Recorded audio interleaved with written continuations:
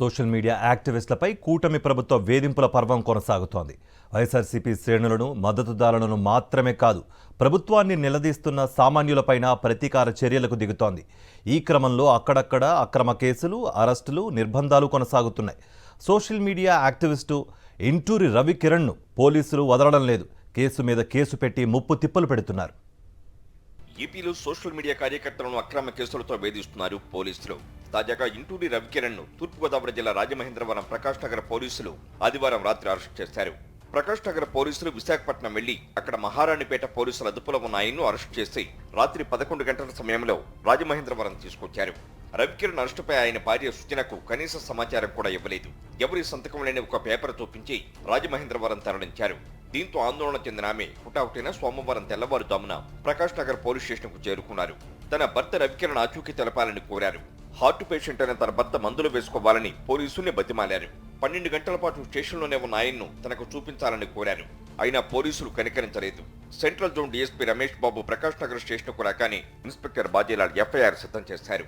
అనంతరం రవికిరణ్ భార్య సుజనను సంతకం చేసేందుకు పిలిచారు. ఏ నేరం చేశారని తన భర్తను అరెస్ట్ చేశారంటూ సుజన పోలీసులు నిలదీశారు. సోషల్ మీడియాలో ఇంకెవరైతే ఉన్నారో వాళ్ళ పేర్లు అన్నీ రాయించి నువ్వు సంతకం పెట్టాలి, సంతకం పెట్టకపోతే కుదరదని ఆ సీఐ బెదిరించాడంట.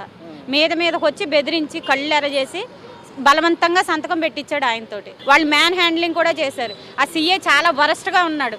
ఆ సీఐ మీద లేడీస్ కేసులు కూడా ఉన్నాయంట. చూడండి, మన ప్రభుత్వం ఉన్న టైంలో అతనికి 2-3 సార్లు జలక్ అయిందంట. ఆ కక్ష కడుపులో పెట్టుకుని మా మీద తీరుస్తున్నాడు. ఇప్పుడు ఆసుపత్రి ఆవరణలో రవికిరణ్ మీడియాతో మాట్లాడారు. తాను చెప్పని మాటలను చెప్పినట్టు రిపోర్టు రాసి తనతో సంతకాలు తీసుకున్నారని చెప్పారు. మధ్యవర్తుల సమక్షంలో రాయలేదని, టీడీపీకి పోలీసులు అమ్ముడుపోయారని మండిపడ్డారు. నేను చెప్పని మాటల్ని చెప్పినట్టుగా రిపోర్ట్ లో రాసి నా సంతకాలు తీసుకున్నారు. మధ్యవర్తుల సమక్షంలో విచారణ జరగలేదు. అసలు మధ్యవర్తులే లేరు. వాళ్ళంతటా వాళ్ళు ఏదో రాసేసుకున్నారు.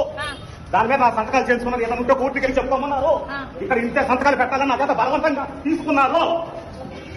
తెలుగుదేశం పార్టీకి అమ్ముడు పోయారు. తెలుగుదేశం పార్టీకి అమ్ముడు పోయారు. రాజమండ్రిలో సీఐ తెలుగుదేశం పార్టీకి అమ్ముడు పోయాడు. అధికార పార్టీకి అమ్ముడు పోయారు.